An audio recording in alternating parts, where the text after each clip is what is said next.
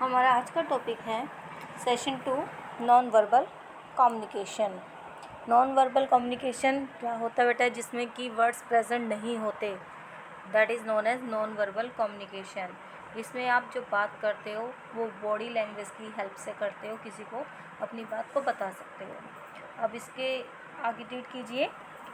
Body language, broadly speaking your body language comprise the following 3 component. Body language 3 component से complete होती है। First है आपका eye contact. Eye contact body language के 3 parts बता रहा है। Eye contact, head position and movement and facial expression. First है आपका eye contact. It is the direct and powerful tool of communication. In this way we look at someone, often reveal our feeling towards them at the moment. For example, we tend to look at something at length if we like it, but our gaze always quickly if do not appeal to us. अब आई contact है।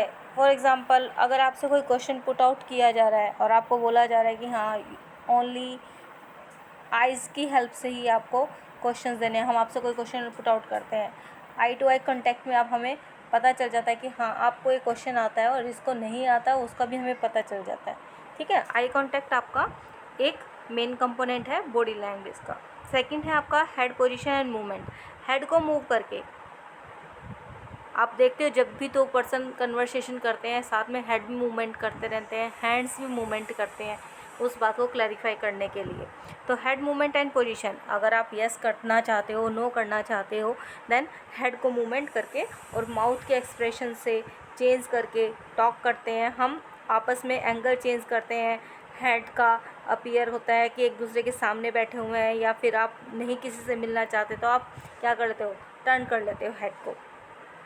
ये important, proper head movement important होती है जब आप talk करते हो और लिसन करते हो किसी पर्पज़ को। ठीक है, कि ये एक क्विक आपका रिस्पॉन्स होता है हेड मूवमेंट, जिससे अगर आप यस बोल रहे हो और यस बोलने में आपकी जगह सिंपल हेड मूवमेंट से ही आप किसी को अपना एक्सप्रेशंस बता सकते हो। थर्ड है facial expression. When communicate with other we our face often reflect the emotions. हमारे फेस पे कुछ इमोशंस भी होते हैं जब आप किसी से कम्युनिकेट करते हो, प्लेजेंट या अनप्लेजेंट। कभी तो किसी से बात करके आपको बहुत अच्छा लगता है, किसी से बात करके आपको नहीं अच्छा लगता, तो वो प्लेजेंट और अनप्लेजेंट दोनों तरह की फीलिंग हमारे पॉइंट को फेस पे शो करता है।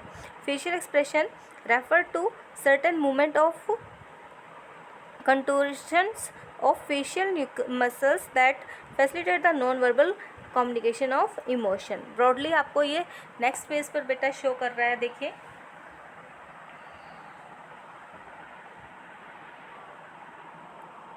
ये देखिए, ये आपकी फेशियल एक्सप्रेशंस हैं बेटा, ये आपको शो कर रहा है फेशियल एक्सप्रेशन किस किस तरह के फेशियल एक्सप्रेशन है। फर्स्ट है हैप्पीनेस का है। ठीक है, ये आपसे क्वेश्चन पुट आउट कर देता है, कुछ कई बार क्वेश्चन आ जाता है कि ये फेशियल एक्सप्रेशन किस चीज़ को रिप्रेजेंट कर रहा है। सेकंड आपका सैड है। थर्ड सरप्राइज, सी पार्ट आपका सरप्राइज का है। डी है आपका एंगर। एंड अगर आप किसी से सेटिस्फाई नहीं होंगे तो ये आपका फेस ई पार्ट है, डिस्गस्ट। एंड फियर, अगर आप डर जाते हो तो फियर का एक्सप्रेशन ये है। नेक्स्ट टॉपिक आपका, ये आप इसके बारे में reads yourself. Different body gesture and movement. Body movement is a powerful way for human to communicate non verbally.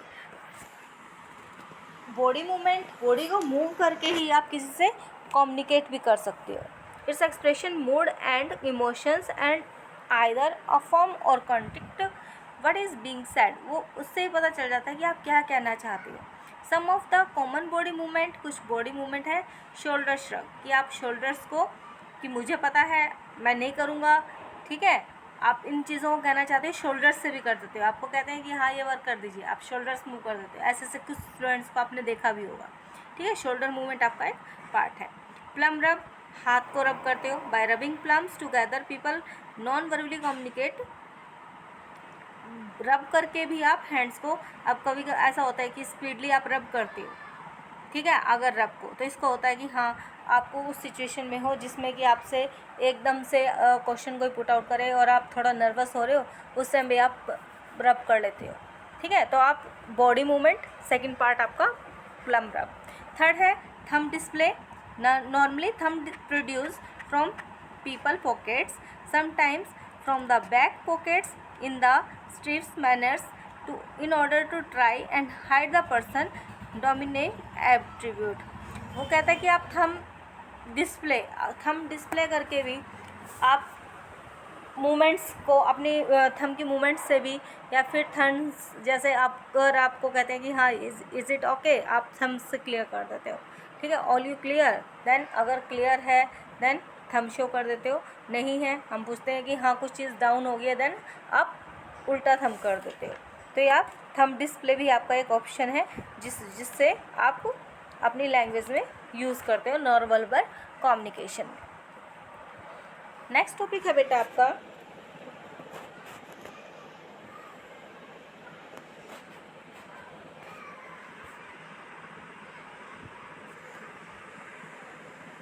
Mouth guard.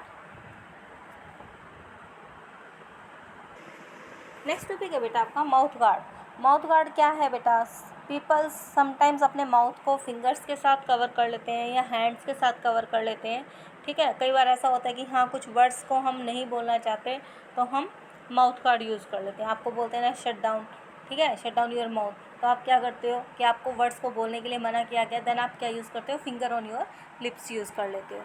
इसी तरह से कुछ पर्सन्स, अगर हमने देखा कि बच्चे मैनी टाइम्स कुछ ज़्यादा ही बोलते हैं तो हम उनको बोलते हैं, या कुछ पेरेंट्स उनके वो बोलते बोलते अपने माउथ पे ही हाथ रख देते हैं। तो ये क्या है आपका, ये जो फिंगर्स से आप अपना माउथ कवर कर रहे हो दैट इज़ माउथ गार्ड। ठीक है, इसको आजकल मैक्सिमम हम देखते हैं माउथ गार्ड गेस्चर आप कब यूज़ करते हो? जब आपको कफ हो जाती है, छींक आती है, तब आप यूज़ करते हो। नेक्स्ट आपका नोज टच। नोज को टच करना भी, ठीक है, मैनी टाइम्स जब आपको स्नीज़ होने वाली होती है, छींक आने वाली होती है, तब आप नोज़ को टच करते हो। ठीक है, इससे हमें पता चलता है कि हाँ इसको स्नीजिंग होने वाली है। या फिर मैंने अदर रीजंस में भी आप वीप कर रहे हो तब भी आप अपना नोज़ को टच करते हो। तो नोज़ टच आल्सो एक पॉइंट है। आई रब गेस्चर है कि आप जब डाउट हो कोई मन में या आपको अच्छा फील नहीं कर रहे हो तब आप आइज़ को रब करते हो, ट्राई कर रहे हो।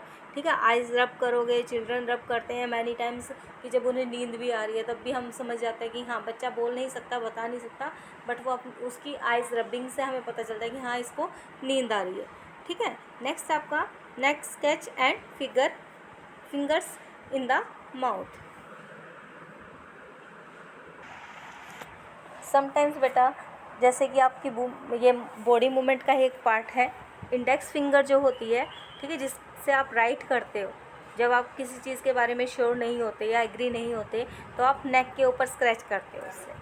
ठीक है, मैनी टाइम्स देखा होगा आपने कि हाँ आप नेक के ऊपर ऐसे से मतलब मूव करके फिंगर्स को, इंडेक्स फिंगर को, और उससे अपना जिसमें आपको डाउट कुछ होगा उसके ऊपर आप कंक्लूज़न निकाल के उसे रिस्पॉन्स देते हो। नेक्स्ट आपका फिंगर्स इन द माउथ, और मैनी टाइम्स जब एक पर्सन अंडर प्रेशर होता है तो अपनी फिंगर्स माउथ में डाल लेते हैं कि yes ma'am what I do, इस तरह से कोई रिस्पॉन्स होता है। आप खुद सोच के देखिए, आप भी ऐसा ही करते हैं जब आप अंडर प्रेशर होते हैं।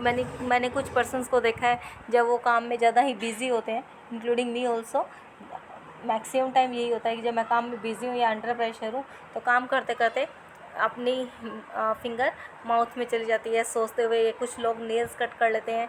ये आपके बेटा सब बॉडी मूवमेंट्स के ही पार्ट है। कुछ गेस्चर हैं बॉडी की मूवमेंट के हैं, डिफरेंट बॉडी गेस्चर्स और मूवमेंट्स पार्ट है जिन्हें आप अप्लाई करते हो अपनी वर्बल के लिए, कम्युनिकेशंस के लिए।